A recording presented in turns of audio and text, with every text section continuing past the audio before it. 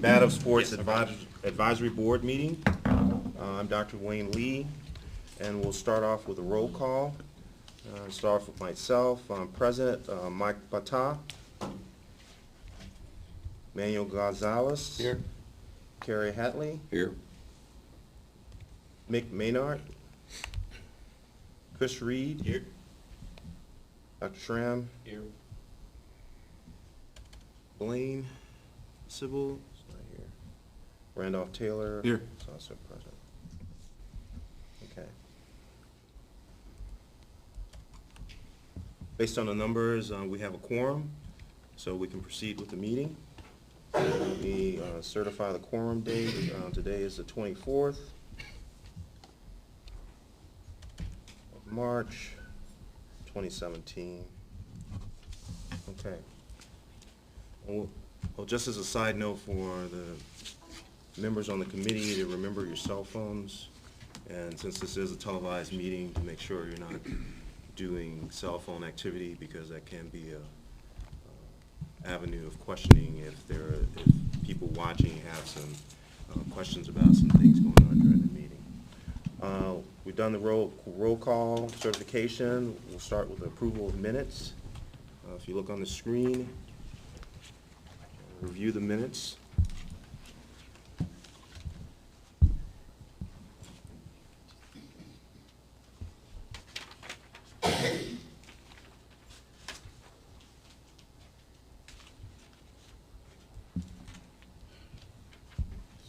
I'd like a motion for approval of the minutes. Motion approved. Okay. I'll second. Second and approved. Aye. Approved. Okay. We have, all in favor? Aye. All right, the meeting's minutes from December 2nd has been approved and listed. We're on Section D, public comment. Any person wishing to address the advisory board should complete the public comment form and submit it to the executive assistant. Do we have anyone here to present public comment? No one present. We're on Section E, staff reports. We'll start with 1, executive office. A, personnel update. Yes, Mr. Chairman, members. I'm Nick Voinas here to bring you the executive staff report. As most of you know from your last meeting, our longtime executive director, Bill Kuntz, retired last fall. Deputy Executive Director Brian Francis was promoted to Executive Director. After that, Brian hired a Deputy ED and a Chief of Staff to handle some of the growing workload there at TDLR. Our new Deputy ED is Carla James, who comes to us from the State Controller's Office. Carla's responsible for operations and regulatory services. I joined TDLR's Chief of Staff from UT Austin and handle external services, including strategic communications, government relations, customer service, records management, and advisory board support. I want to talk to you a little bit about the current legislative session. They convened in January. We'll meet regularly till May 29th. This session, more than 6,500 bills have been filed. We're tracking a total of 336 bills. 130 directly related to current TDLR programs, 20 deal with new or transfer programs, and 186 bills that, if enacted, would affect agency operations. The first couple of months, our staff was busy analyzing, monitoring bills, and providing feedback to lawmakers and their staffs. We're now at the stage where we're attending several hearings per week, providing valuable resource testimonies, and sometimes more than one hearing at a time there. To stay up to date on any pending legislation, just go to our website, which is tdlr.texas.gov, and click on the Capitol picture there. It's a link that will take you to a page where the bills are filed by program, and you can keep track of that, and they're constantly being updated. In addition to keeping up with pending legislation, we ask that you please stay up to date with the latest on TDLR news on that website. We're doing our best there and to communicate with you all. And while you're there, you can also sign up for, if you haven't already, the TDLR email notices, and receive some timely emails on general TDLR issues, or you can keep up with combative sports notices, FAQs, forms, and the latest on fines and penalties, advisory board meetings, and other events. We also ask that you, follow us on Facebook and Twitter. We're beefing up our efforts there and trying to reach out, communicate with more folks. But back to our website for just a minute. I wanted to share with you some web traffic numbers associated with this program. Some highlights include Combative Sports ranked in the top 10 for page views in 2016, ranked number 9 among TDLR programs, almost 75,000 page views last year. Combative Sports ranked 5th among TDLR programs in mobile device usage, being 54% of those viewing a Combative Sports webpage did so on a mobile device or smartphone. Another 2% used a tablet, and that combined is 56% of those folks looking at Combative Sports on the web did it on a mobile device or tablet. That compares to 44% on desktops. And the top reasons for visiting the Combative Sports website: number 1, results from previous events; number 2, notice of events; licensing related tasks; and information on laws and rules. And we've handed out a little handout there explaining some of that stuff for you, and we'll be providing more to you at your next meeting. So if you have any other questions, otherwise, thank you. Thank you very much. Appreciate your service. Compliance, section 2. Greg?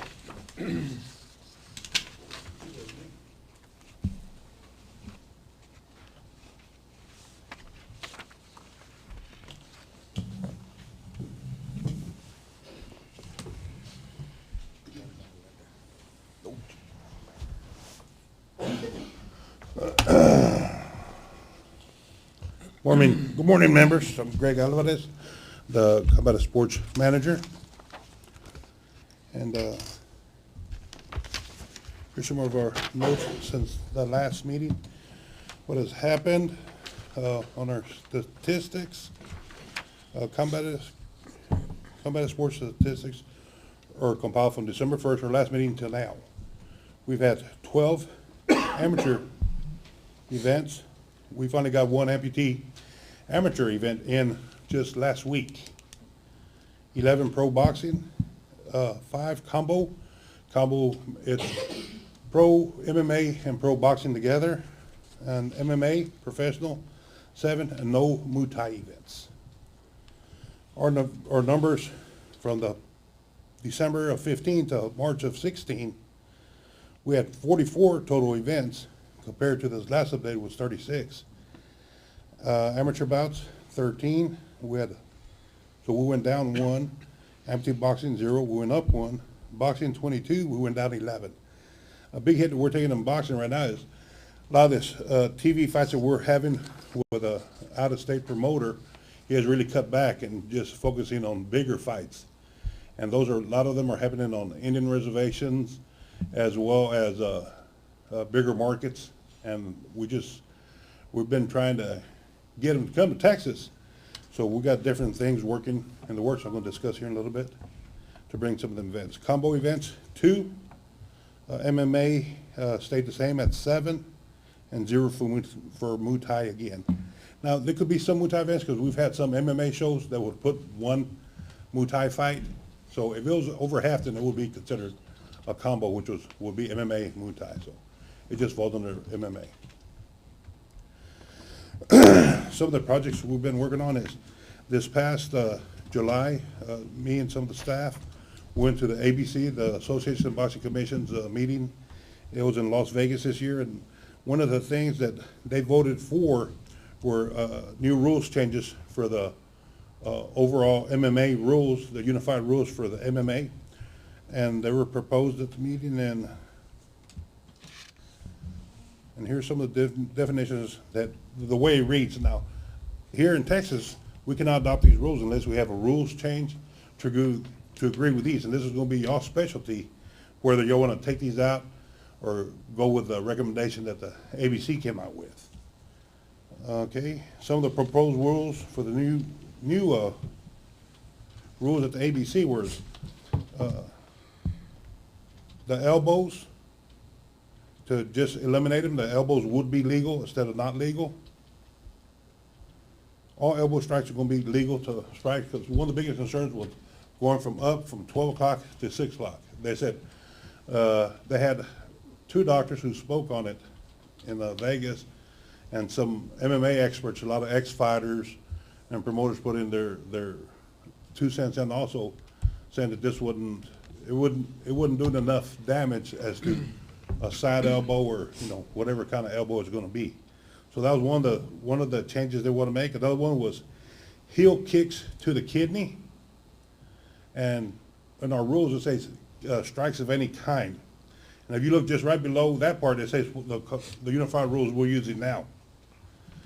Everything below this where it says currently we are using these following unified rules, these rules here are, all these are files. Okay? So as far as the kidney area, that would be, I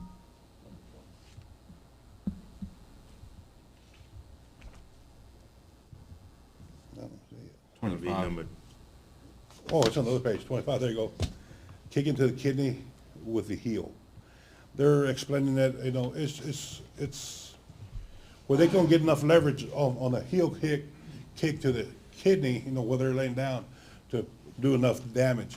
But like, the rule for boxing is no kidney strikes of any kind. So that's something that would need to be brought up in the rules revision with the doctors putting in their specialty, assertion as far as what is illegal or what would be a damaging kidney strike. Okay, another one, that was one that they talked about quite a bit, was the kidney strike, grabbing the clavicle. And as far as I've been here, that's one that I don't have a problem with, or the department don't have a problem with, because you hardly ever see anybody grabbing that. Striking the back of the head or spine. The back of the head is defined as the area covering a 2-inch wide strip, just like a mohawk, down the back. That's the back of the head on that side. Just run that little strip. And butting with the head not allowed to head or body. Kicking or kneeing the head of a grounded fighter. The fighter, okay, and this was where they're talking about the 3-point stance when a fighter, they said a lot of the experienced fighters use this technique to, kind of save themselves from receiving a knee to the head or something to the head, is by just putting a finger down, and that will put him down as being on 3 points, his 2 feet in the hand, and then there would be a foul against the fighter who done that. That had a lot of argument to it as far as, what it's considered. And when I talked to our experts here, they really have the whole palm down considered a 3-point stance instead of just a finger. Okay, so this is another thing that we would have to discuss. And they were asking me, why can't we, the ABC body, they're asking, why can't these be adopted? I said, no, we got a process. I explained our rules process to them. And, they were willing to help us out with any kind of information we needed. So I said, today we're presenting this to y'all. This is something y'all can start. We can put on the next agenda or just go on from there. Okay? And then eye pokes.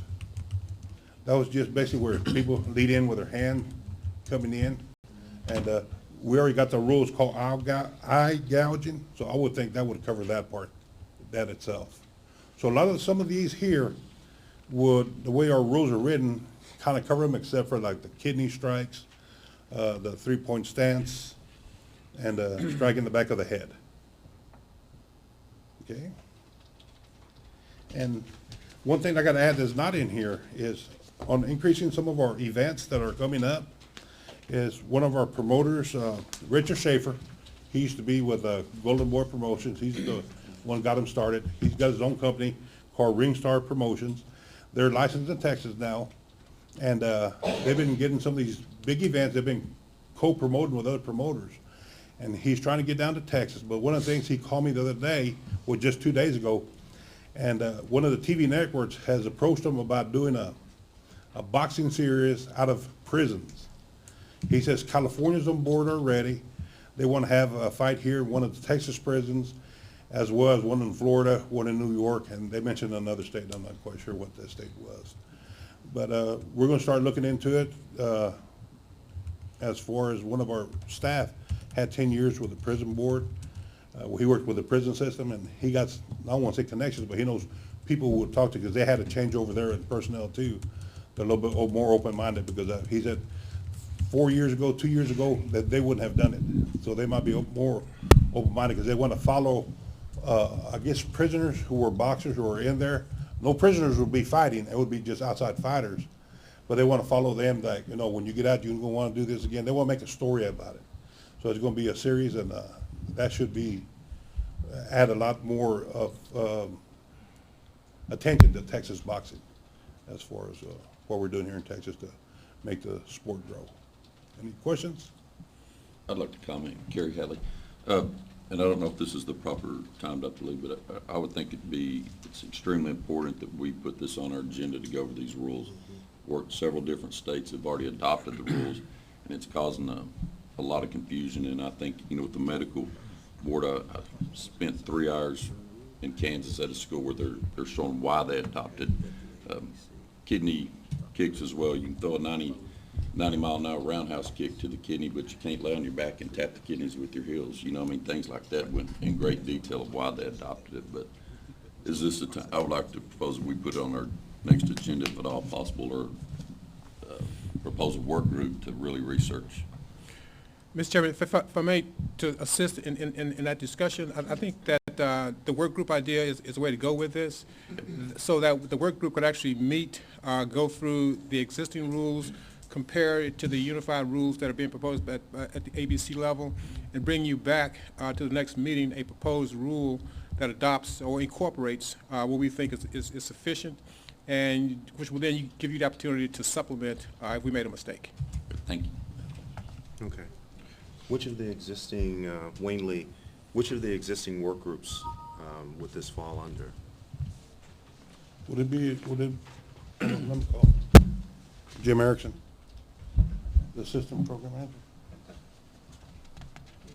Jim, I got Jim, he's working on the work groups. He's the one that sets up the work group meetings. And I don't know if it could be worked at one of them work groups, or we start a new work group. If I might suggest that there's a current work group, the health and safety work group that seems Yeah. to fit that category. Okay. That'd be fine. It could fit into any of them, but Okay. that's as good as any. Who's sorry, Kerry Hadley, who's in that work group? Health and safety is Dr. Gonzalez, Dr. Lee, Mike Patah, and Mick Maynard. Brandon will tell you, I think a ref, I think one of you Yeah. guys, yeah. I would really like to be, if it's proper time, I'd volunteer to be a part of that group. Well, which work group are you currently a member of, I'm a Stanley? Medical protocol. Carries in medical protocol. Would that fit? It that could category? fit under that. Who's in the medical protocol group? Medical protocol is Dr. Schramm, Kerry Hatley, Dr. Gonzalez, and Dr. Taylor. I think that group, we'll just put it in that group. So do we have to make a move to? No, sir. A motion? No, sir. So just we'll have it brought up in that work group Yes, sir. and have an initial report from the work group doing Yeah, an analysis of the information? The work group can bring you back the initial report, and based upon that report, we can bring you back a draft rule that incorporates those concerns and allow you to discuss that. Okay, so let's have the work group get the list of current rules that we use and the proposed rules from the ABC. Are these just the rules that I've discussed right now, or overall, all rules? No, just the rules rules that that deal are in with the question. unified, Okay. yes. Yeah, Yes. the rules that are in question, Okay, from the ABC. yeah. And do you, go Oh, ahead. sorry, Kerry Hadley, do you think it would be a proper time to review all of our rules while we're going through it? We can go through the exercise, yes, sir. Because a lot of these are gonna, you know, the kidney there's gonna commingle with some of the rules that are being adopted are gonna affect some of the current rules that we go by. I think it would be imperative that we, you know, just study the whole entire rule. It doesn't take Yep. 32 rules, I believe, is what we have right now. Well, let's do this initially, though. Go, let's look at the first part. Okay. See where it overlaps in terms of the, other existing rules. And then once we see what overlaps, then we can look at the overlap. Yes, sir. And then that way, it's not, the work group's not overloaded with a whole lot of work at one time, try to get it done piecemealed out. Yes, sir. And since this item is not on the agenda as an action item, that's why we don't need to take a vote. This is a discussion, and what we'll do is just based upon this discussion, take the initiative to bring you back a product. Okay. Any other questions about combative sports? I had a side question, and I didn't really want to go on I didn't want you to go in too much detail, but about the prison series. So are the fighters prisoners? No, there'll be general public. So they're general public, so they're fighting in the prison? Yes. That'll be part of the network show, talking about whoever's in the prison they're focusing on, and then them going to the show within the prison. Okay. So I guess, Randall, similar question. So a non-inmate would be fighting in the prison? Yes. But They would not have a boxing fighting- show inside the prison. So it's a show in the prison, Yes. and the prisoners are gonna be Able to watch. able to watch? Yes. So are outside people, No, I don't think so. No, it'd just be solid prison. It'll be like a private affair.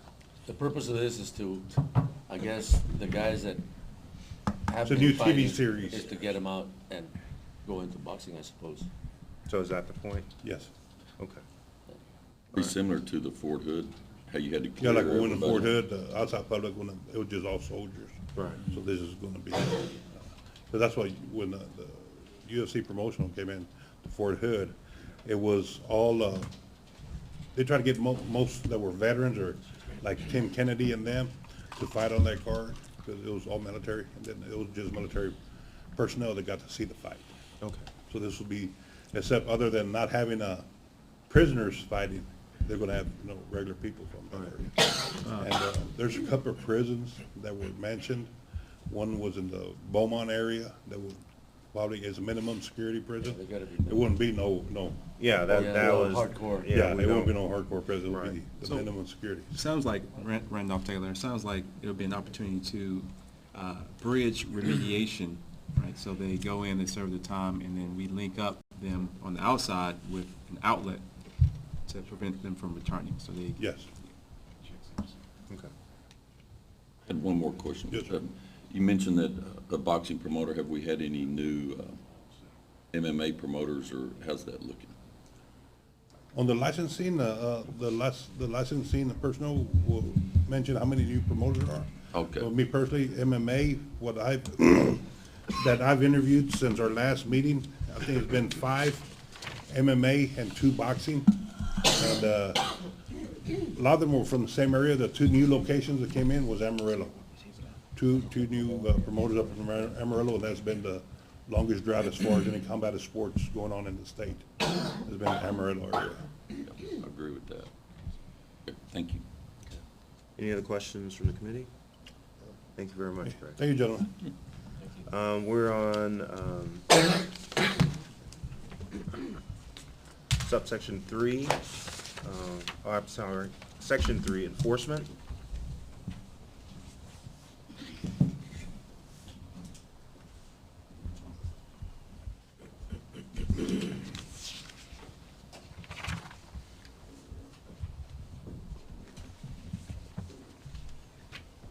Good morning, gentlemen. Morning. Ron Foster, I'm Senior Prosecutor in the Enforcement Division. I'm presenting the report. I also happen to be assigned to this program, so I handle some of these cases right here. There's another prosecutor, Charlotte Melder, also handles these cases. If you would turn to your report, I'd like to review some of the case highlights that we have there. What you will see is a sampling of the significant cases that we've handled recently. It's not all of the cases. I would like to draw your attention to a couple of things. You'll notice that some of these cases have agreed orders, and some of them have default orders. I would like to remind you that an agreed order indicates that the person, the promoter, or the contestant, whoever the respondent was. They came into an agreement with the department resolving the matter so we could have a resolution that was agreed upon. You'll probably notice that the penalties in those tend to be a little bit lower than the penalties that we have in the default orders, because those are the cases where individuals just ignored the department. We went forward with it. We provided them due process. They did not avail themselves of that, and we issued an order against them nevertheless. You may also notice that you see some commonalities between these cases that I selected for you to look at, and these are problems that I've been seeing recently, okay? The substance being detected in the test results, right? The marijuana seems to be the one that I keep seeing. It's, as you probably recall, it's a Class B violation. It's one of the lower drug violations that we have. We have some that go into B, C, and D. B is the lowest level of violation. It involves the marijuana. So you'll see the penalties are not, these are first time, so they're not extremely high. These are contestant. You'll notice from the case highlights that there's 2 of the cases that were where the order was issued against the contestant, and the rest, the other 4, are against the promoters. That's slightly skewed. That what I've shown you is slightly skewed against the promoters. If you look at overall, we've issued 7 orders against promoters and 6 orders against contestants, so it's actually a little bit more even. But frankly, the promoters tend to get larger penalties because what they've done is, and at least according to our enforcement plan, more egregious. And as you will see, part of that is failing to pay the state required tax. In the first case, the boxing 2016-0022-855, the tax was paid, but it was paid late. Whereas if you look a little bit further down, the 4th bullet, you'll see another case where it's significantly higher, $3,000. That person did not pay the tax at all, and in fact, they did not submit proper paperwork to show how many tickets they sold, how much money they collected. So it was nearly impossible for me as a prosecutor to determine how much tax they even owed because they failed to comply and give us the correct document. Therefore, I charged a higher penalty on that. So I hope that makes sense to you. I did have another case that was, I think, fairly significant, and this is common enough occurrence. The promoter didn't bear financial responsibility. That mainly means they didn't pay the folks that they was supposed to pay, the judges, the contestants, what have you. So I had this one case. It's a default order. That case actually went to SOA. The person requested a hearing.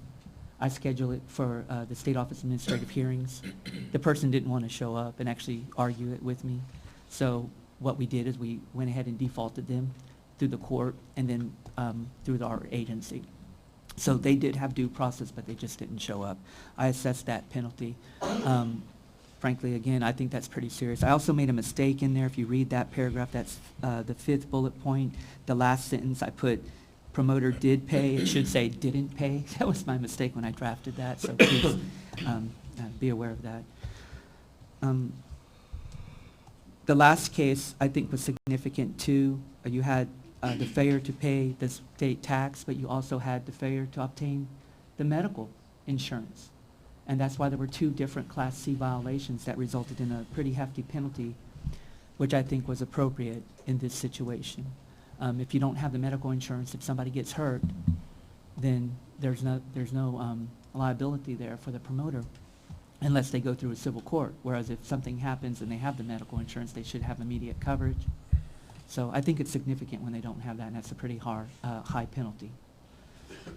If you don't have any questions about the case highlights, I'll go ahead and move on to the statistics, which are on page 2. And briefly, it just summarizes what we've got seen in our division. We've had 46 cases that were open, 44 that were resolved. As I mentioned, these are the numbers for the fiscal year 2017. Now, since the last meeting, I counted 13 orders that were issued. As I stated, 7 against promoters and 6 against the contestants. I've had other cases against referees and other judges and other folks, but I didn't find any evidence to support the allegations, and typically those were complaints that were filed by contestants that were unhappy with a decision that was made. And when I reviewed it in full with the evidence, the videos, very often, some assistance from our compliance division to help me understand any technical matters. And, but I didn't find any evidence of violation, so that's why you don't see any of those cases against the judges or referees or anybody else, except for the promoter and contestants. You'll see that we did assess $33,250 in penalties. We assess a lot more penalties than we collect. It's just the nature of issuing default orders. Folks that don't want to come to agreement, they generally don't pay, and then what will eventually happen is they'll lose their license, because when they don't pay, we'll come after them for failure to comply with an order, and then we will revoke their license eventually. So they will not get away. They will not be able to continue promoting events and not complying with the law and the rules. The penalties that are collected, that usually happens when we have agreed orders. In fact, we did have 3 that I'm aware of since your last board meeting where we agreed to a final settlement, and it has been paid in full. Those happen to be 2 contested cases and 1 promoter case that I'm aware of. So some of the people do come into agreement with us. If you have any questions about the enforcement plan, about the department's cases, I'll be happy to answer them for you. Any questions from the committee? Thank you very much. No problem, thank you. Okay, we'll move to section 4, licensing.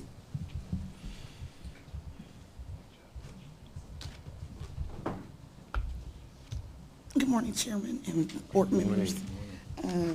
My name is Chloe Whalen. I'm the licensing manager for Combative Sports, and the statistic report is before you.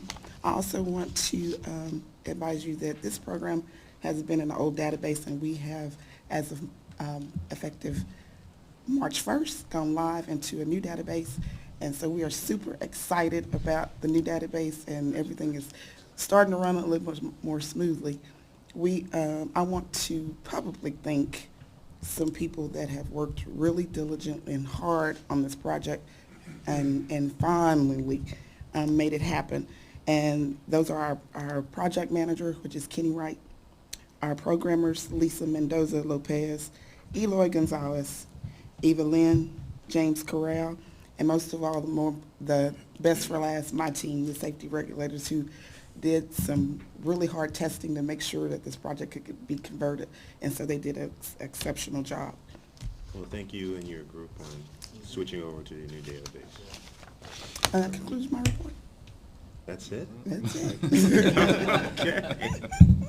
Let's look at the numbers and see what you have.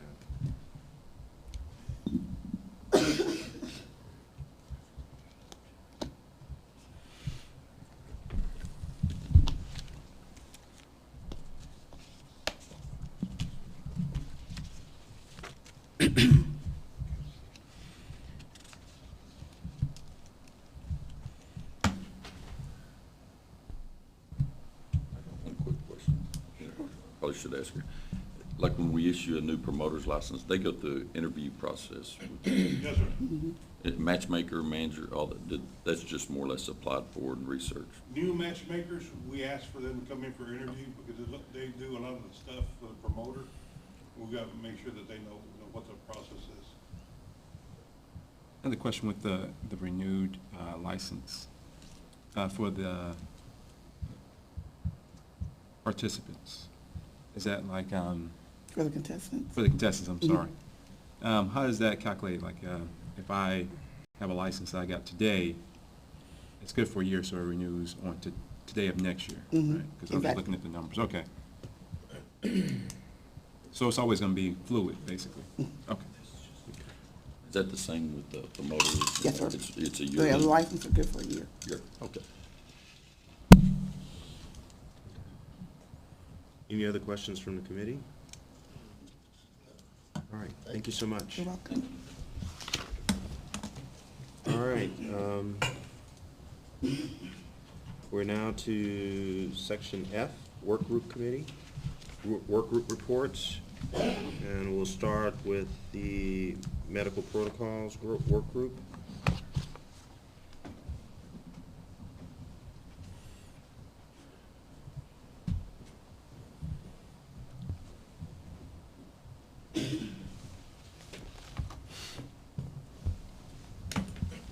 Morning, gentlemen. Jim Erickson, TDLR Combative Sports Assistant Program Manager. I had sent out an email with the specific summaries for each work group. Do you have that with you? If not, I have a hard copy.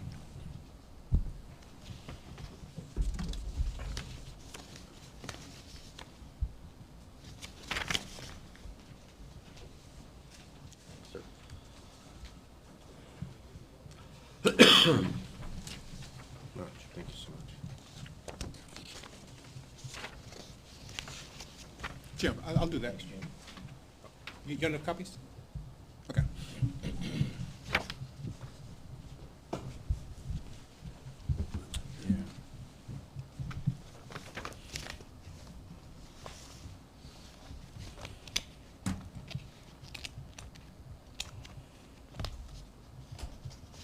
Dr. Schramm, yours. What you want?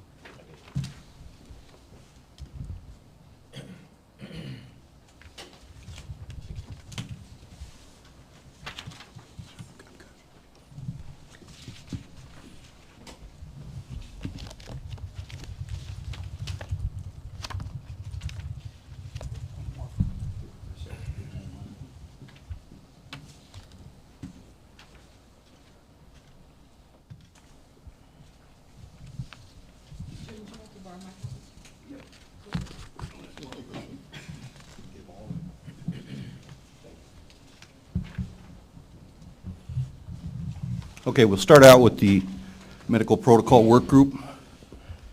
And summary of the conference call that we had on March 8th. We talked about the capacity for baseline. We talked about the King-Devick concussion screening test program. And the bullet points that we have for that are the capacity for baseline and follow-up testing and comparison for concussion evaluation. The cost that Dr. Taylor researched was each athlete would have to enter this program at a cost of $20 per year. System works on any iPad, new or refurbished, with a minimum screen size of 9.7 inches. And what happens is I'll let Dr. Taylor go through the presentation. It would make Okay. more sense to you. Before Dr. Taylor, I like the summaries, but I have memory issues. So, so if we can, when we get this again, can we have at least the bullets of what the work group is working on? So that way Okay. when we know, Okay, I'm sorry, but this looks good. okay. And- I think that went out in earlier emails, but I can put it in the summary Yeah. as well. Okay, so go ahead, Dr. Taylor. So one of the things that we talked about at the work group was moving forward to be comparative to other professional sports. So NBA, NFL, Major League Baseball, NASCAR, lacrosse, all of them have a concussion standard as far as evaluation. So what we were trying to put in place for combative sports is the same concept. One of the things that we don't have that a lot of the other programs do have is the value of time. We are required to make an assessment post-bout or pre-bout, whereas the other professional sports can make an assessment during the sport itself. So we cannot pull our athlete away from the actual ring to do an assessment, whereas they can continue the game or the sport without one participant. So looking at several different concussion evaluation protocols, there's IMPACT, there's ANAM. One of the I came across was called the King-Devick testing. So King-Devick test is basically using rapid eye movement to identify if a athlete has been injured. So basically, the first time you take the test, there's a set of numbers, and you read the numbers 3 times. And the theory is you get the best time for reviewing the numbers. So the fastest you read the numbers, that's your speed at baseline. And then afterwards, after the bout, then if we think necessary, you read the same exact numbers again 3 times and take the best score.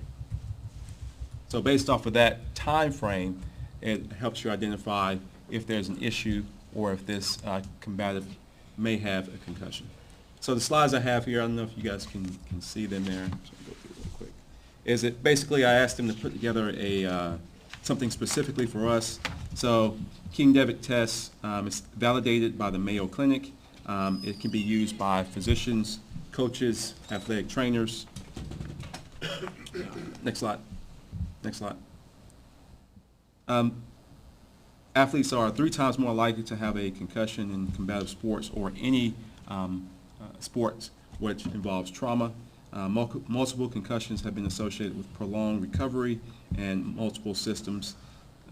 Long-term effective, undetected, undiagnosed repetitive head trauma can lead to poor performance later on. A lot of these studies were done in high school and college athletes. More than 50% of athletes fail to report concussion symptoms. Next slide. So why did I choose the Combative test as an example? Vision accounts for greater than 50%, 55% of the brain's pathways. So eye movements relate closely to the functional integrity of the injured brain, and eye movement function is impaired acutely in a traumatic event to the brain. Impaired eye movements are an indicator or suboptimal of suboptimal brain function. So the Combative test, it looks at eye movements, visual processing, concentration, attention, speech, language, and this helps correlate with brain function. Next slide. So this is a summary of how the test is given. So there's a baseline test where the participant reads a card, or in this case, they've upgraded to the iPad. You read the iPad with the numbers. You read it 3 times. Post-injury, you reread the same exact numbers, and it gives you a score. And you take the best of that one-time score. Next slide. Sensitivity and specificity of the evaluation is high. This can be performed when somebody has a witness concussion, or it can be done without a witness concussion. Next slide. Some of the things they talk about is for removed from play screening on sideline. In our case, majority of the time this would be done post-bout. So it's not saying that you can't continue. It's saying that if you have a concussion post-bout, it helps us make the determination of when you should return to training and also when you should return to box again. Cost, because cost is always a big issue. So the cost would be $20 per fighter per year, and that's why I ask about the renewing license, because once you pay the $120, you're good for the entire year, and you can have as many tests as you want. So if you were to fight tonight, we would have a baseline test pre, and then after the fight, if a physician or a referee or even a coroner thought you may have symptoms of a concussion, we can do the post-fight evaluation.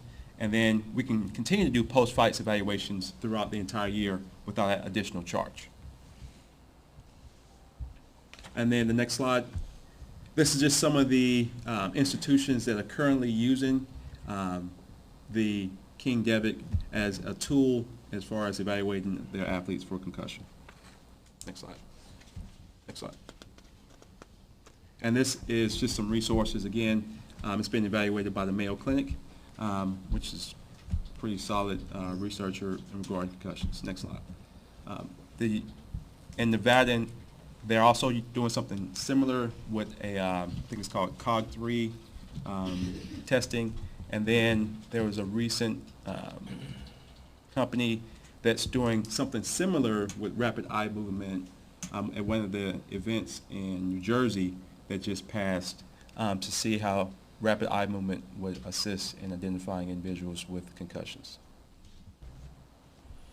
So my thought process, if we were to adopt this, one, we could track a lot of these athletes. It uses cloud, so you don't have to have one computer. It uses cloud-based. Anybody can be trained on how to deliver it. And then the post-delivery can be tracked as well. So it's something that is trackable, manageable, and then the cost is low. Any questions? Any comments from the committee? I think it's outstanding. Mr. Chair, if I may point out, if this is something that the board is interested in pursuing, we have to work out issues related to the cost issues, the fees, and those kind of things. So if this is something you want to continue, the work group, you want to send back to the work group for additional discussion about those additional issues, that's probably what we should do. Okay. Well, I have one question. What does it need to go back to the work group for at this point? Does it need to go to legal to find out about finance, or? Yeah, but those issues have to be resolved of how do you work into the fee structure, the $20 per athlete. Do we change the fee around? Is this an additional fee? Is this a mandatory participation? I mean, those kinds of logistical issues that naturally would come up when you try and implement something new. So again, does that go through the work group, or is that another group? We can send it back to the work group, or the preferred approach would be the work group, because we get the board's input. Staff could do it in isolation, but it'd be just a staff product without benefit of the board input. So I guess the question is, what assistance does the work group need at this point in order to facilitate getting that next step done? So does someone else need to come in from TDLR to assist them in making that next step so they can then present their next level of findings? The reason I say the work group is because at this point, we're not sure whether there'll be a rule change. Until we go through the issues of how we implement this, which would then may necessitate a rule change. If there's a rule change, we prefer to have the board, the work group, review that rule before it comes back to the full board. Okay. All right. Does anyone have any questions? Okay, so do we have to make a motion to have it go back to the work group, or we just? No, sir. Again, these are not action items, these are just reports, so this discussion guides the next step. In your next meeting, if we bring back your proposed rule, it'll be an action item to be acted upon. Okay. All right, so I guess the assignment for the work group would be to go ahead and move forward in terms of getting out statistics Yes. so that it can be presented back to the meeting, to the committee, so that we can move it and have it as an item. Yes, sir.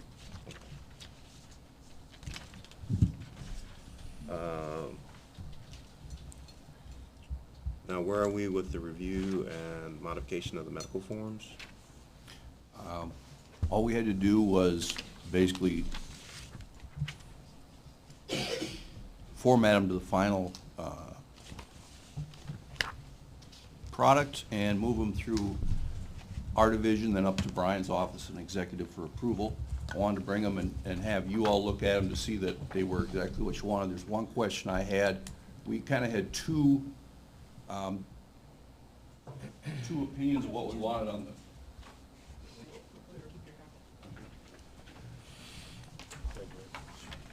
And I have extra if you need some for the guests as well. When you get on there, the first page, once we get them passed out, is formatted with the Texas logo on top, which wasn't there last time. The changes have been made as per the minute notes from last meeting.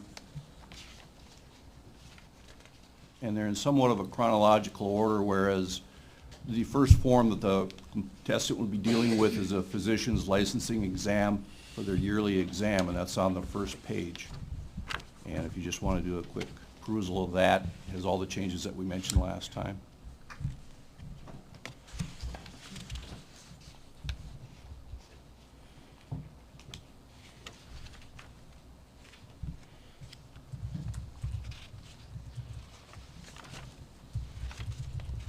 Everything look okay on that page?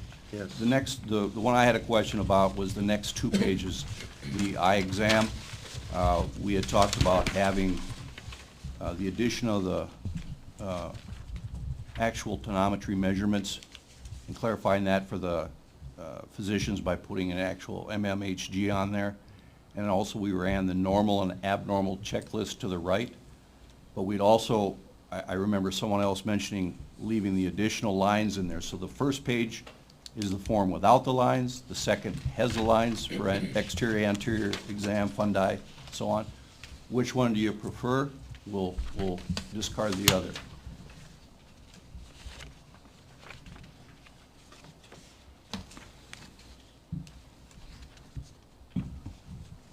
I think the lines are redundant if you have the explain abnormal findings Exactly. down below. I mean. That's what do why I you guys prefer think? number one. Makes sense. So the first page looks okay. Next form is a medical history form. We had spoke about delivering this form to the contestant at the weigh-in. They fill out their history on the front page, and on the back page, they would bring this form to you, the doctor, at their pre-bout physical. You would do the pre-bout physical on the top half, keep the form, and the post-bout physicals on the bottom half. So each individual would have one of these pieces of paper, each contestant. Okay. And the associated changes from last meeting have been made on those as well.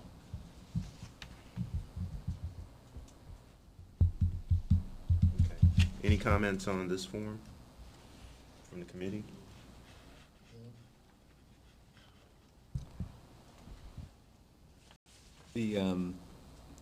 Randolph Taylor, the skin part on the pre-bout. So skin would be one I would just add, normal, abnormal.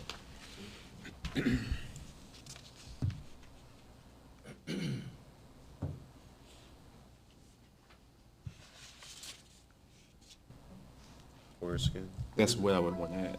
Oh, you want skin? Yeah. Normal, abnormal? I thought we had it in there. Yeah, that's what I'm saying. It's not, it's just not. It's not in. Yeah. We had talked about that. Yeah.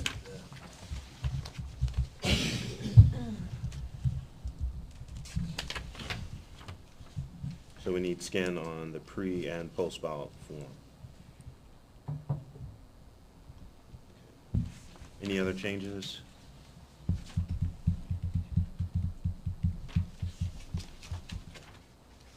Noted.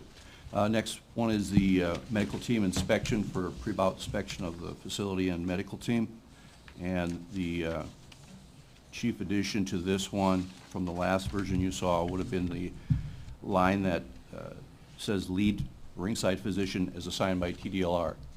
And that's for the instances where we have multiple physicians for big events, and we want to have a go-to person that will interact with the promoter and with us and with the other medical team as far as ambulance crew and so on.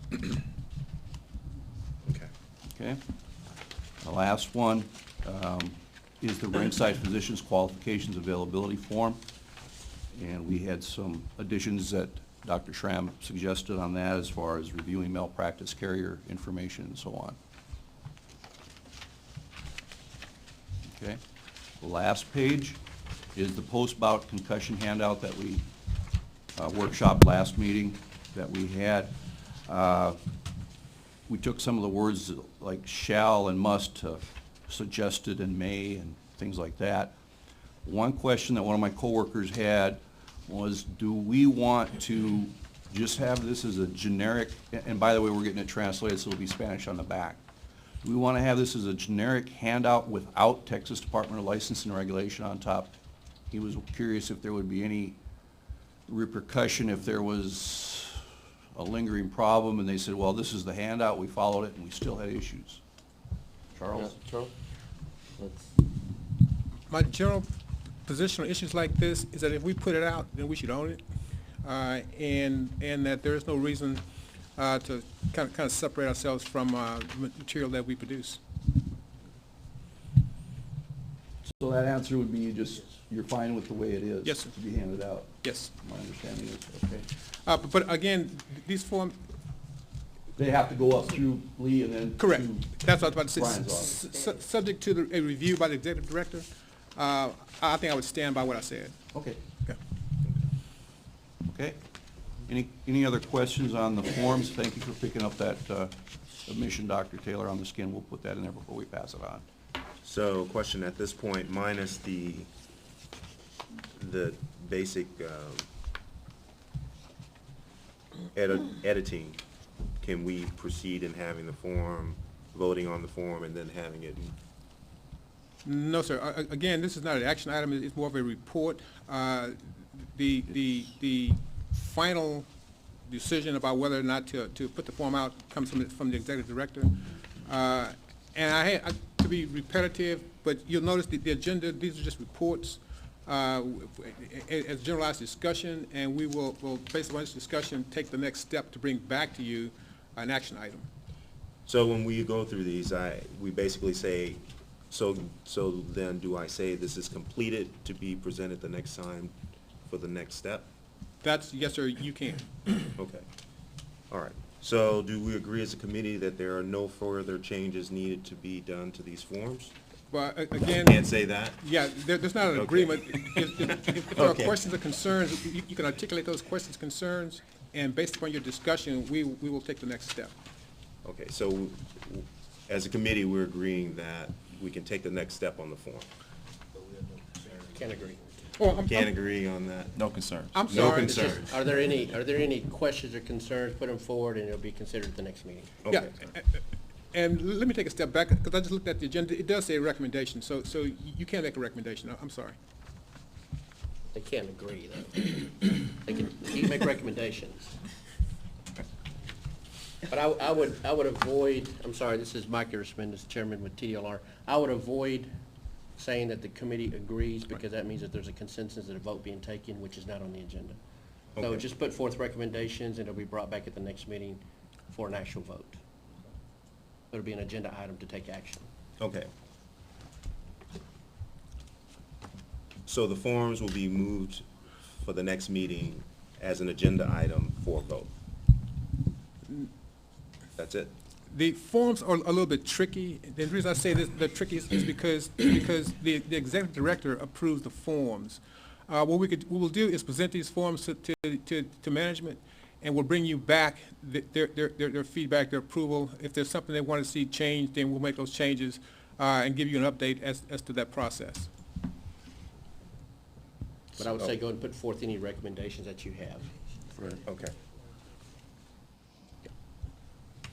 Just trying to keep you out of trouble. I'm trying to stay out of here. That's why I'm not saying anything. So what do Found that you to want be me the to say best about the process. forms? Just, the forms are, They have them, just, if you have any recommendations, just bring them forward to the staff. Either here or after, just bring them forward to the staff. okay. All right.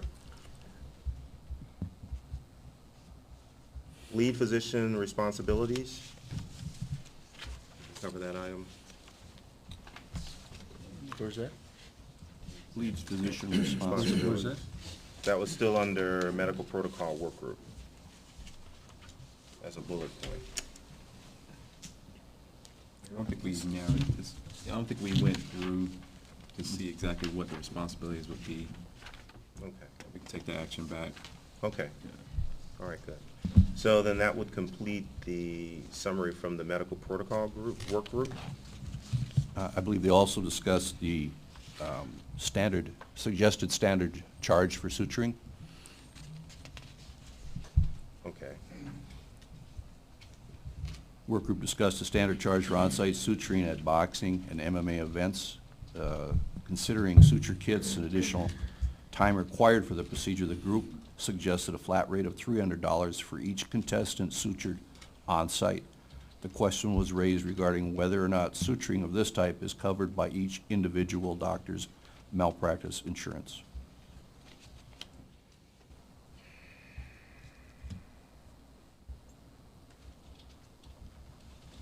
Any comments from the committee as far as the malpractice portion?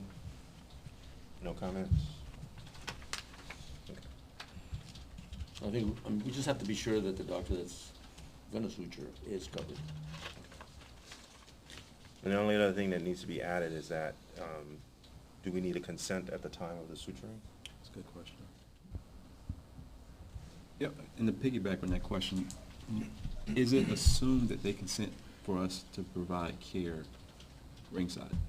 When they, when we, You mean the participant? right, I because, usually ask him. I usually talk to the participant in the presence of the trainer and, his manager. Whoever's there, I get them together. Right, but you don't have a document. Yeah, that's No, I don't have a document. right. So that's why I'm asking, Yeah. is it assumed when we're doing the care that it allows all care rendered Right. That's- to the combatant Right. during the course of that event? I think it mentions it in the rules. What's that? I think it mentions it somewhere in the rules, on the contested rules, What do you mean by that? that they're giving authorization to be taken care of, medically taken care of. Well, that's an I'll check. umbrella. If that's the case, it's an umbrella. Right, and Right. so, what we need from admin is whether or not that in fact is the case. Maybe Charles can help us with that? Yeah. With, if we need a written document where they sign? Yeah, Because- I was about to check the forms. Because the minute that you put a needle in somebody's skin, you're invading the patient. So maybe it'd be a good idea to get it in writing. Another thing this is Greg Alvarez, the program manager. One of the things I wanted to bring up was the insurance the promoters are required to carry covers suturing. So I think on y'all coming up with as far as a price on what y'all gonna charge and stuff like that, will basically be up to the promoter whether he wants to handle suturing there Right. or put a claim in with his insurance company. Right, no, Randolph Taylor, I agree. I mean, the decision would be up to the promoter to decide, I mean, because that's exactly right, because they have the option to go to the urgent care or ER to be evaluated and treated, because it is covered under their insurance plan. Yeah, Wayne Lee, but I think what he's saying though is Yeah, that I because agree it's with you. covered by the insurance, that the promoter may not feel obligated to render fee at the time of the event and have the physician file a claim with the insurance. Is that what you're saying? Yes, but more than likely, if you got a doctor charging, say what y'all just said, $300 for each suture that y'all gotta do, not for suture, but for just sewing somebody up, that's a lot cheaper than some of the deductibles they're carrying, which is anywhere from 500 to 5,000. So it'll be in their best interest to go with the local doctor if they wanna do that. But if they're carrying a $5,000 deductible, it'll be cheaper to go with a local doctor. But if they have a $500 deductible, they might want to just stick with their insurance. So maybe what we can do there is what a lot of us have been doing, is that before the fights, the doctors go to the promoter. But, I mean, that's what we used to do. I don't think, you know, and it's really tough for the physician to be running around, because we don't know some of the promoters, we don't know who they are. And to find them, and then to talk to them, it's kind of hectic. And then to find them afterwards. See, they make the run. A lot of these smaller events, they're gone. I mean, or we can't find them. And,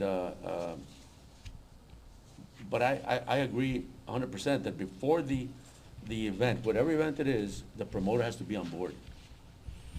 Because you're absolutely right. They might want to check in their insurance, but they have a $500 deductible. I can see that, but there's not too many insurances that have $500 deductible. And then I think one of you gentlemen had mentioned too, that if you show up at the emergency room with a laceration above your head, they say, how'd you get that? I was hit in the head. We're probably gonna have to do a CT scan on you and check you in overnight for observation. Especially those minor emergency guys. All of a sudden, that ER visit escalates into something that's a lot more costly to the Okay. claimant. Well, it sounds like this needs to go back to the group and iron out some of these issues, and we'll have that presented back, that bullet point. And it's not ready to move forward at this point. And might I also suggest there may be concern about a fixed fee.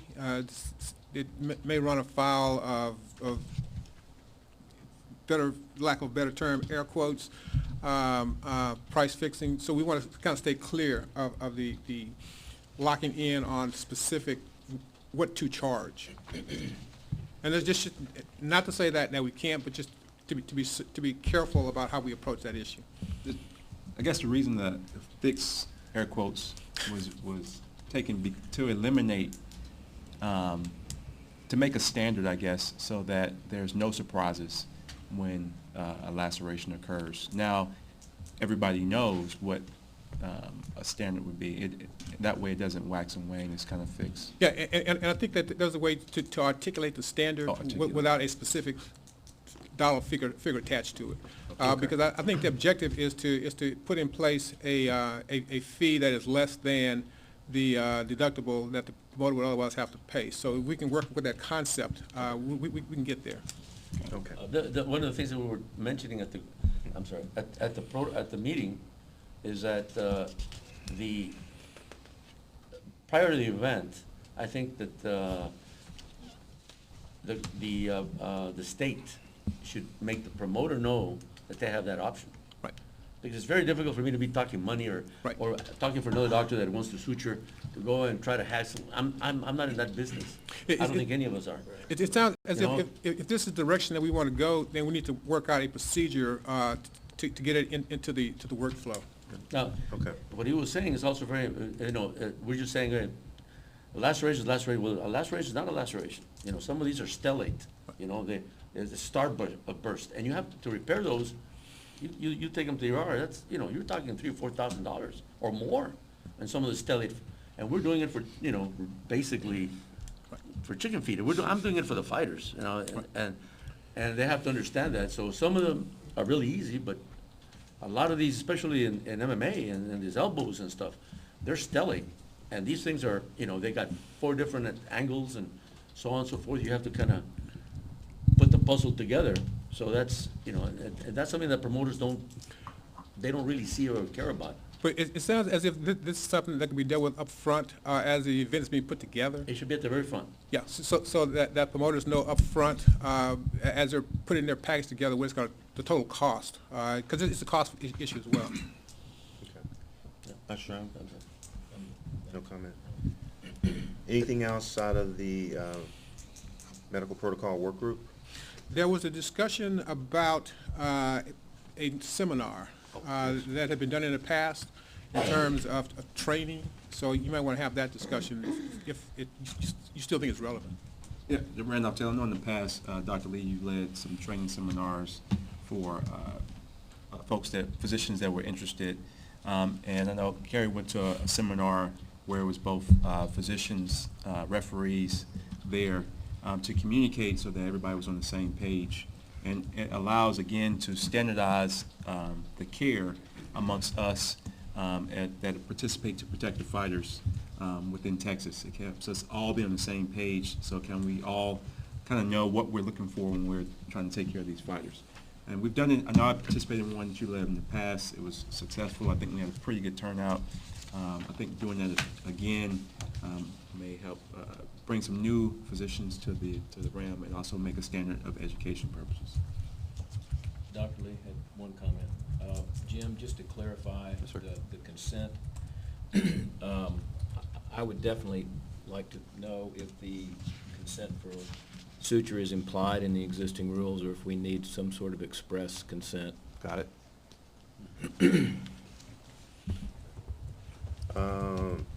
Any comment as far as a conference for current ringside physicians and referees and judges combined from the committee? Any thoughts? I think Manuel Gonzalez, I think maybe we could get a little committee and put it together and put our heads together and see what's relevant for us. As a teaching purpose, not only to us, but to refs and judges. Another one we should try to get into our little web here is the cutmen, because they are the second eyes to us.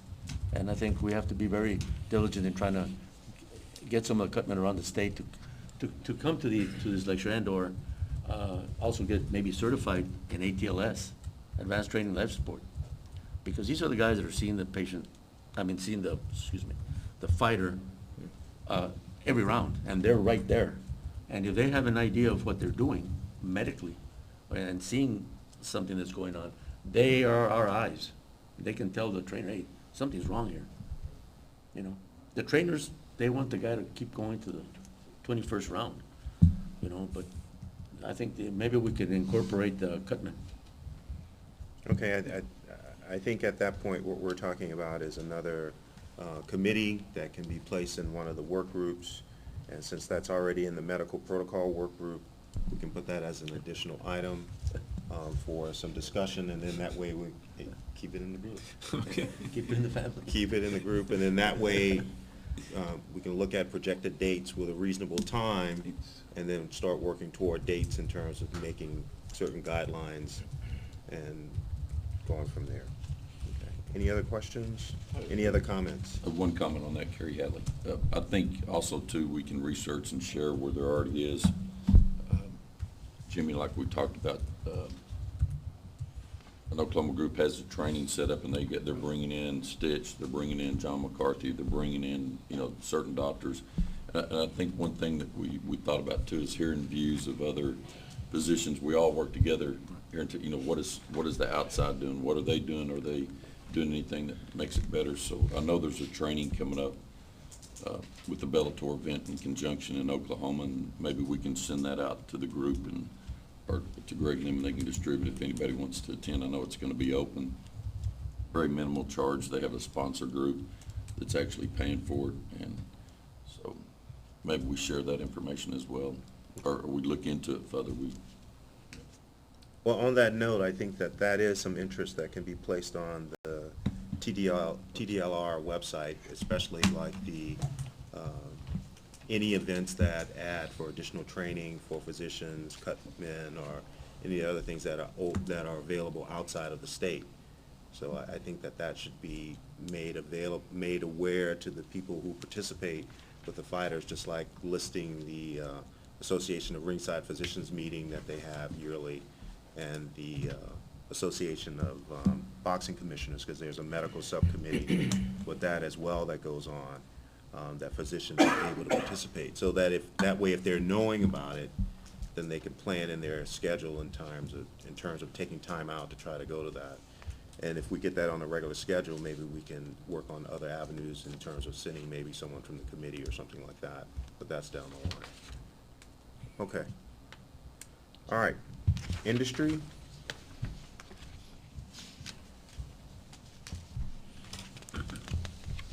That's me. Dr. Taylor. So we were talking about malpractice coverage.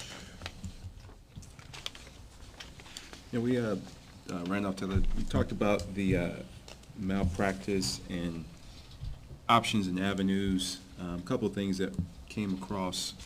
One was incorporating our malpractice into the rider that the promoters already have to produce. So promoters have to have insurance, adding the physicians as a rider to that insurance. As one scope, another option was there are several states that already have, the states actually provide the insurance for the physicians only for the event, such as New Jersey, New York, and a couple other states that we talked about and listed in our conversation. So as also another option, so those two options came up in our work groups about how to provide coverage. In addition to that, if we have malpractice covered by the state, with these required trainings that we're putting on board, it also helps show that we decrease risk, because there's a standard training that must be done by the ringside physician before they can participate in events, and then that actually helps decrease risk, because you can say that these physicians are trained prior to participation. There was a discussion about, and I guess in your notes it makes reference to, you made reference to state coverage. We kind of had an internal discussion about whether this issue at this point should be elevated to the legislative level. And I think the decision was made that it was probably, at this point, the timing is not the perfect timing to get this issue addressed at the state level. And so I think we'll have more benefit or be more productive by trying to figure out how to address this without a statutory change. And one of the discussions we had in the work group was to try to get one of the insurance companies to get somebody here to talk about malpractice insurance, talk about the rider issue, to talk about some of the other options that may be available to the industry. And so I think that's kind of where we are at this point, is for the next presentation to maybe get somebody here from an insurance company to talk about the issues that they'd be more familiar discussing. would it be possible to bring in some other individuals from the states that already have it done as well, to communicate with them what they've done to get it across? Because I know that, New York and New Jersey, they just recently were able to accomplish that in order to hold some of the events that they have now. If you want to explore that issue, I think rather than try to get somebody to travel here, we can set up a conference call. Okay. Set up a video capabilities to just have a discussion that doesn't necessarily have to be face-to-face. Perfect. But just have the expertise. We can work on that. I did contact one of the predominant insurance providers, and they are checking with underwriters. One of the responses I got back basically was a note that talked about an officials association, and it sounded like more referees and for football and things like that, and liability associated with their actions. And my response back was specifically, which was in the first request, does this consist of, is this medical malpractice insurance? We don't want just an insurance that says you're not liable for this or that. If you're there and you trip someone and they break their arm, we're talking about you guys practicing, not just an incident that happens accidentally. We're talking about your practice. Is it covered there, the practice of medicine? So that's just within the last few days, and they haven't gotten back to us. Okay.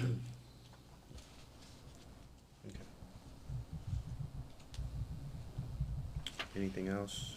Health and safety? The group also discussed out-of-state physicians traveling with athletes or teams.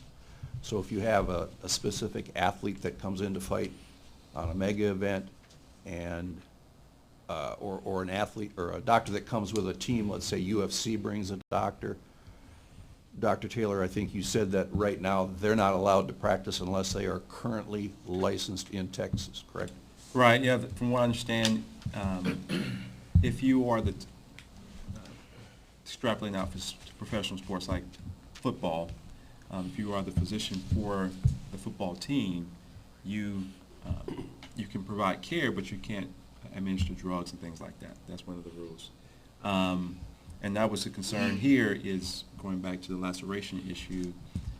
Will a physician who's brought in specifically as technically the physician for that athlete be allowed to provide suturing to that athlete if he has a laceration of something of that nature, without being licensed in the state? That's the question, I guess.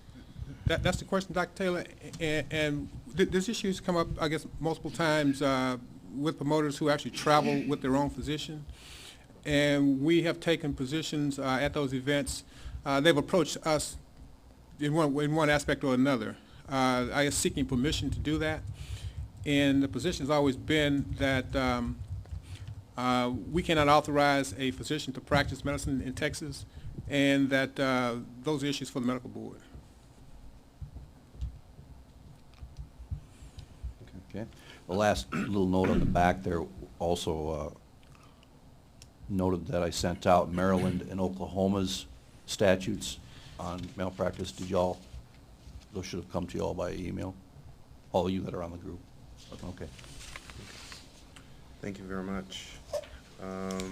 Industry-related issues, work group?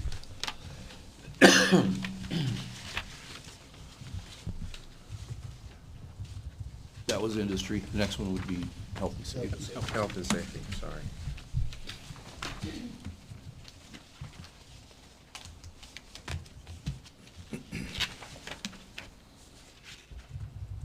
First bullet on that, work group assessed contestant pre-bout dehydration. From the information that I gather and talk about almost daily, and from what y'all that are in the industry know, that I think the dehydration and weight cutting problem is probably the top problem in combative sports, exceeding the problem that we have with performance enhancing drugs. I think right now the dehydration issue is the worst. I mean, I don't think it's ever been any worse, and I think the advent of the internet has, instead of giving them a resource for good, healthy ways to cut weight, they just type on there till they find something that sounds good and they do it and say, well, I read it on the internet. So the small discussion that we had, I think, was Dr. Gonzalez wanted to make sure that we have it on the form, in the pre-bout, which we do, and to work it as a case-by-case basis as far as evaluating each individual, but not go so far as to put any special testing, and if that's how I understood what you were saying. Okay. I reviewed Randolph Taylor, I reviewed the data that Dr. Lee provided us last time. And one of the things that, after reading all this, it is very hard to tie this down. Unlike the NCAA where they have personnel, they can weigh themselves at the beginning of the year and then that's their standard. We don't quite have that option here. But one of the things I did think about was setting a percent weight gain. So the pre-fight weight, you drop the weight, and then randomly, like we do drug testing, we randomly choose individuals to weigh again day of the event. If they have gained so much percent of their weight between the two time periods, it can be extrapolated that they did cut a large amount of weight. And then we assess a penalty, either a fine for weight cutting.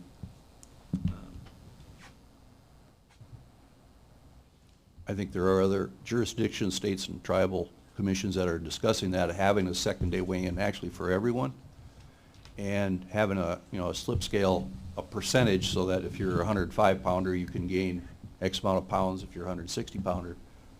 The IBF does that for their world title bouts, but they have it set at 10 pounds. They don't. So if you're a 106-pounder, you go out and eat pretty well, but if you're a 160-pounder, you better watch it. So I think that's a good suggestion as far as having a maximum percentage of weight gain the second day. Because the goal is to change the behavior. I mean, it's almost like, I'm trying to stop somebody from smoking. So I'm trying to educate you to change your behavior of, you know what, I may get chosen, or I have to weigh again, and I may get a fine. After a while, you're going to realize that the risk is not worth the benefit. So I may lose the weight, then I get a fine, and it also is affecting my health. All right, My this only is, fear this, was- Go ahead, sir. with Greg Alvarez, on the case like that, the way our rules set up, we would have to open a complaint in order to get any kind of monetary fine right now as it is. So that would have to be along with a rules change as far as, how that would work, and we'll have to get enforcement involved. Yeah, I was just using it as an example. Yeah. Okay. Yeah, my only fear about doing something like that, I agree with you, it's a culture to change it, is that they're gonna continue to be dehydrated when they compete. And then does that put them in, Risk, more more danger? risk. But I do agree that there has to be some type of stumbling blocks to at least make them more aware and make it harder for them to do. I think what's been tried recently now, there's always been the debate, if you weigh in the day of, you're going to be weighing in at more what your natural weight should be. If you have a bad day in the ring or a bad day in the cage, you're probably in the wrong weight class. But Chris's point is exactly right. You see these guys stand up to the scale, they can't hardly function. And you're going to put them in the ring 8 hours later. Not a good idea. But on the other hand, we've got some large MMA organizations that are saying, well, we're going to give you more time to rehydrate, so we're going to have the weigh-ins in the morning. Now, if I'm a fighter, I'm saying, well, good, then I can drill myself farther into the ground because I'm going to have more time to rehydrate. And the education part of it is the biggest challenge, because there's some rehydration that is water weight. Absolutely, you can drink Gatorade, get some electrolytes.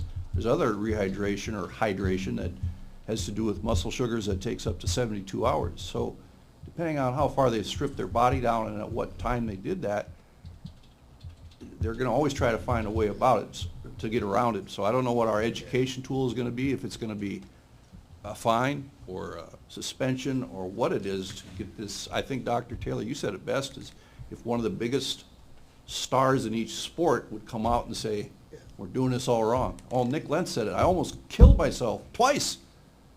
Well, if you get scared half to death twice, are you dead? Well, I don't know. Twice I'm glad you didn't do it a third time. You finally caught up. They got to catch on sooner or later. But Wayne Lee, I think then, since we're seeing that it's running it is a complex problem, but it's still a problem because the worst side effect of this is having combatants die. And I think that as an organization, we have to make some steps take some steps in terms of trying to figure out what works best. I think maybe the next course of action may be to have a series of things that we can do and do them as pilot studies. And not necessarily in terms of finding, but to get some data. So one thing could be doing the percent body weight. One thing may be to do the urine testing, doing the physical, and then coming back, and this may be something that we have to come back within the year and looking at the various studies and seeing what's going on in Texas, and then based on that, say that this may be the best thing for us in terms of ease of use, looking at some data points. So I think it needs to go back to the work group, and they can come back with a proposal for some projects to be done, so that way we can look at it, and at least as an industry, it shows that it's an issue for us. And we also know industry-wide it's a major problem, but we're trying to figure out what works best for our state. So we'll send it back to the group and have them come back on those issues. Kerry Haley, correct me if I'm wrong, but I think they put a medical group together that's researching that with the ABC. Is what I was told at another event, out-of-state event, that has become an issue where they're doing more testing on. They're doing various things. On the IP testing and. Yeah, they're doing various things. The meeting for them is coming up in June. So I'm gonna go to the meeting in June, and then we can find out and have some. Wouldn't it be better versus a set pound as maybe a percentage, because then you eliminate, you know, if I'm 160 pounds, I gain advantage of my weight, 116, but if I'm 260 and I can only gain to 270, maybe a protocol would be a certain percentage. Right. So that's why I said, I think that you can come back from the work group and see what you think from looking at various things. Set up this trial, we're gonna do this for 3 months, we're gonna do this for 3 months, we're gonna do this for 3 months. Come back, look at all the data, and then we can make some determinations. Because again, there are different people, there are different sports are doing different things. And we have to find something that works best for us, something that's portable, something that can work down in the valley versus, you know, in one of the big cities.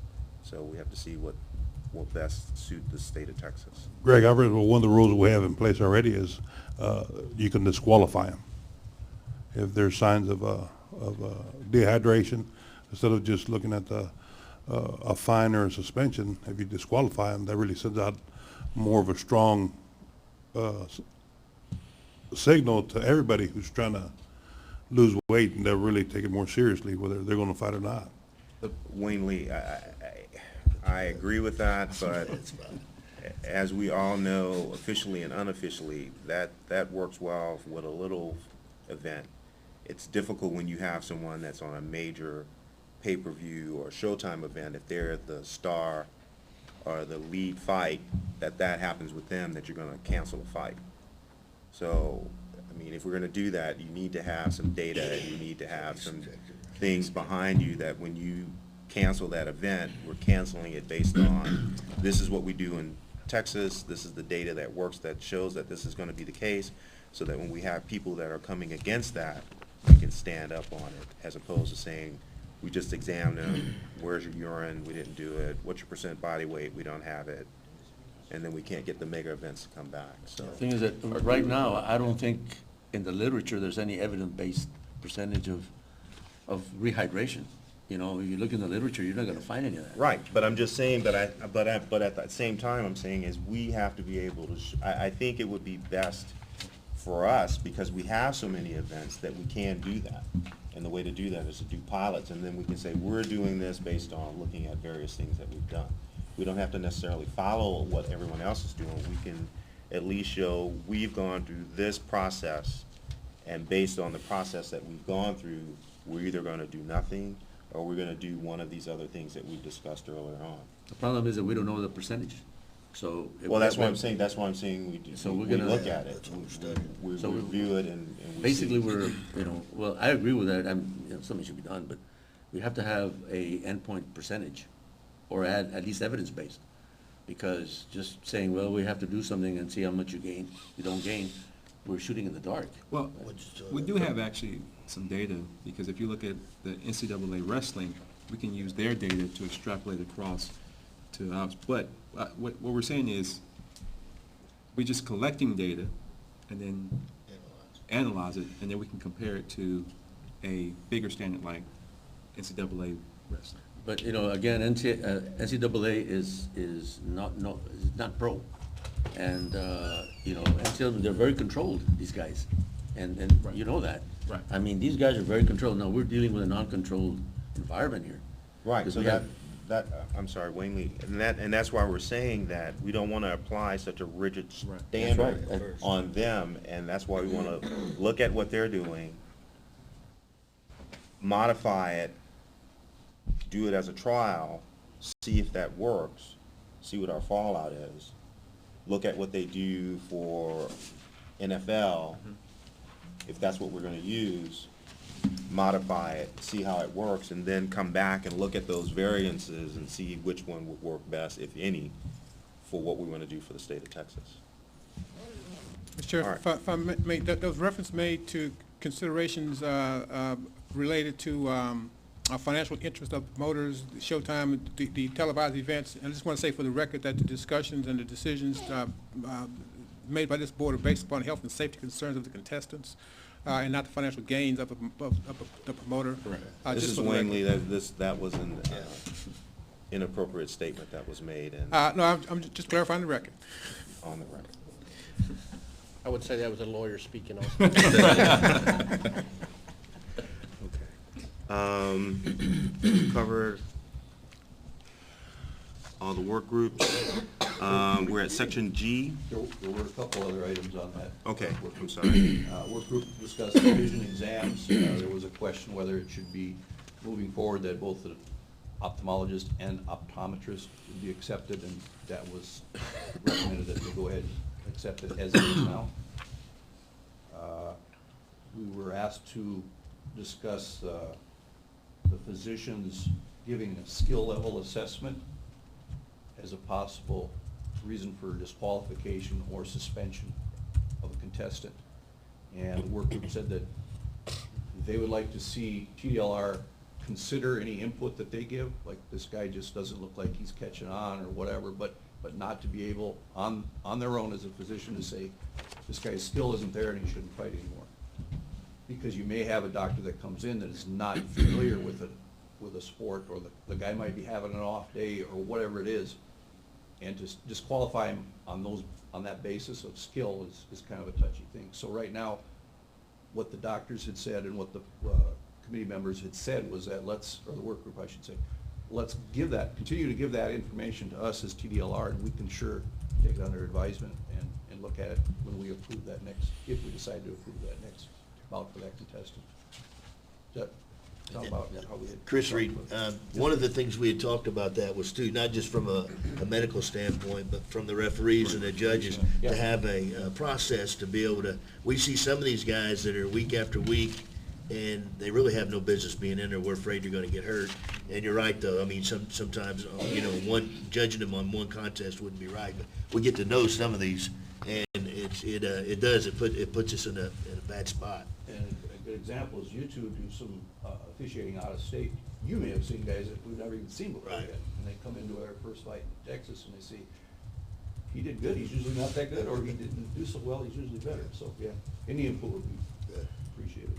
Last bullet point we have here for this one is contestants and promoters' understanding of health and death insurance was discussed. There may be some invoices for medical care forwarded from the healthcare provider or the contestant to the promoter because of incomplete information.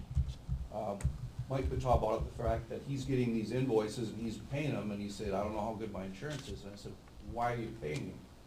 Is it because, usually what the insurance company does is they get the claim, and then they have to look to see that they have the information from the injured contestant and the information from the promoter.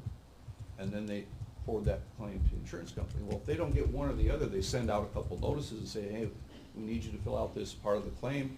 We need more information, and it goes ignored, and then eventually the injured fighter gets a collection call and saying, hey, we're turning you over to collections, we haven't got paid, he sends it to the promoter, and I guess in Mike's case, he's writing him a check and saying, here you go, which it might be something as simple as there was a signature missing somewhere or some information missing on one of those claim forms.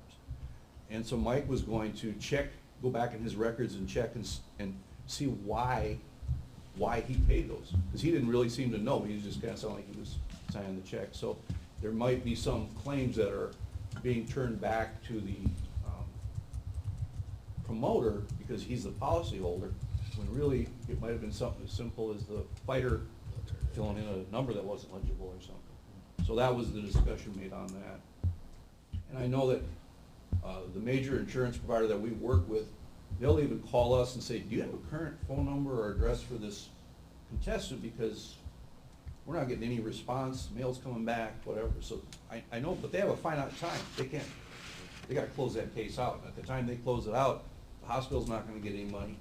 So then they come after the fighter, and the fighter says, hey, you told me I had insurance, so pay this. So it's kind of they need to educate themselves better, and we just require they have insurance. We don't do any of the processing of claims or anything like that. We'll help them out all we can with information, but it's kind of gets to be a part where they both have to take some responsibility, both being the injured contestant and the promoter. Wayne Lee, well, one of the things I think that we present back to the group is maybe have the insurance company send a representative once a year to do a seminar with the new signees for promoters, so that they can give them an understanding of their responsibilities, understanding of, yes. Greg Ivers, one of the things with my new promoters in our interview process is explaining how the insurance works and what they have to do as far as if somebody gets injured and how they handle so they are aware of the protocol as far as the insurance for injured fighter and stuff like that. Okay. All right. So that covers it? That's it, thank you, sir. All right, thank you very much. We're on the G, recommendation for agenda items for next meeting.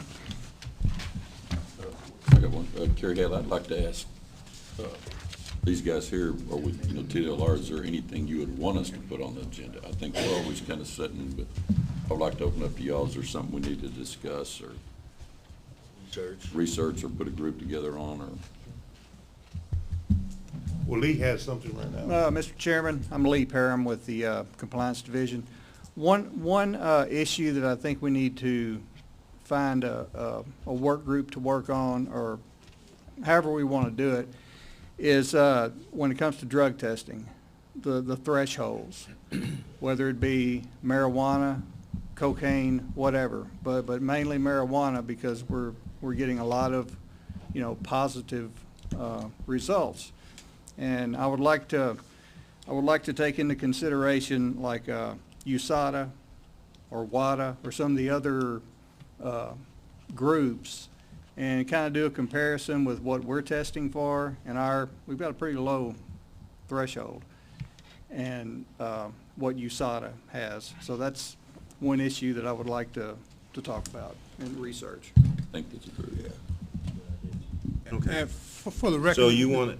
Mr. Chairman, the issue that Ms. Parham just brought up is the issue that we are working on. And so I think at the next meeting, we'll be in a position to have an agenda item to actually have that discussion. Okay. Okay. Any other items? We're on section H, discussion of date, time, and location of next meeting. Just as a matter of clarification, on the work group items that we discussed, where the issue was sent back to the work group, and the discussion was that we would try and, if necessary, bring you back a draft rule, so I assume you want that on the agenda as well. Yes. Now, Kerry asked a question. We had something. One thing that's been coming up with some of the contestants that we deal with is the cost of his drug testing. It's it comes out of we've sent fighters home with $50 left of their check after everything is done, where they've done their medicals, they pay for that, then all of a sudden they get tagged for a drug test, and that's additional $180 that gets attached to their bill, and then all of a sudden they finish fighting, and they get handed a $50 check because the promoter deducts it out of their purse, because in our rules says the fighters are responsible for that. If there's going to be a way that we can, you know, I don't want to put the cost on promoter, our two promoters are gone today, but whether we could put the cost on them, or they could be a 50-50 split, or we got to discuss something of that, or is everything we're testing for, can we knock down the price on the testing, and like, should we be testing for, you know, this, that, you know, what is a testosterone question, a steroid, or look at the whole list that we test for, whether, you know, okay, we could eliminate this one, we could eliminate this one, or bring the prices down. So something like that on our next agenda. Chris, I have a question for you, Greg. When we chose our drug testing company, I can't remember who it is, what was the process for that? Was that a bid, an RFQ, RFP, or how did we go about selecting this? Not to cut the discussion off, but I think we're going beyond scheduling beyond to the actually agenda? discussion of the issues. Yes, sir. Okay. Okay. Put that on the. Yeah, can we put that on? the Yes. agenda? We're all learning. Okay.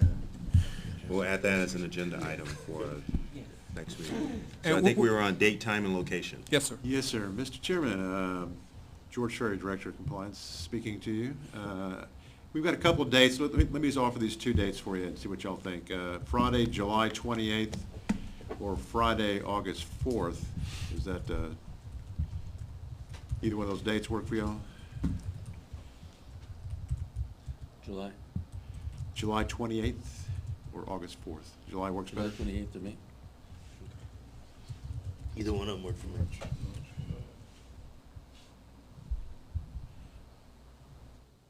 So if we're gonna do the meeting in July, do you wanna set up for the work group teleconference in the beginning of the month?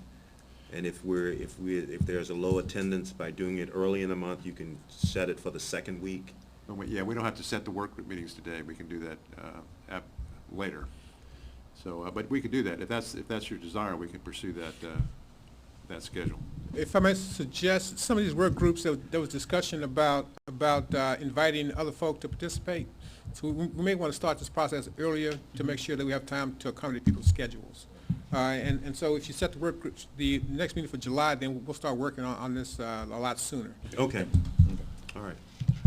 All right, so we have does everyone have a motion on July agreement 28th? on July 28th? And Second? Second. And 10:30 would work for y'all, or you want to start earlier, or 10:30? 10:30 is fine. Okay. All in favor? All right, so we're agreeing on the July 28th, 10:30. 30, yes, sir. This location. All right. And on that, you can vote. We voted, we all said aye. All right, that's it. Thank you very much. Drive safely, meeting adjourned.